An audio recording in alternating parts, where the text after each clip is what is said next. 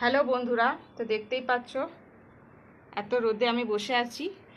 তো এত রোদে আমি কেন বসে আছি সেটাই তোমাদের সাথে শেয়ার করব।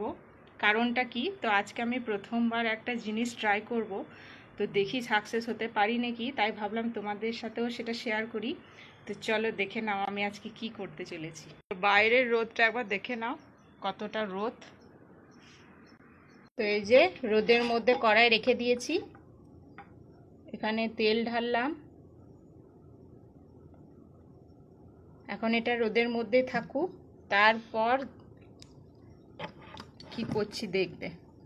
এখন রোদের মধ্যে কিছুক্ষণ রেখে দিলাম, এখন তেলটা আর কড়াইটা গরম হোক, তারপর ডিমটা দেখবো ভাজা হচ্ছে কি হচ্ছে না।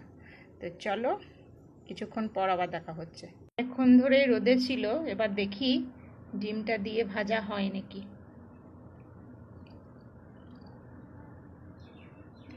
দেখাই যাক।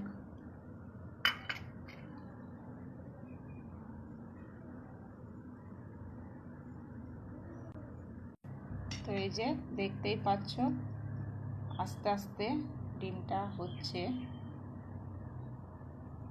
তো রোদে বসে ডিম ভাজা এমনিতে অনেক কষ্টকর জানি, কিন্তু একদিক থেকে আমাদের গ্যাসও বাঁচবে। তো দেখো ফাইনাল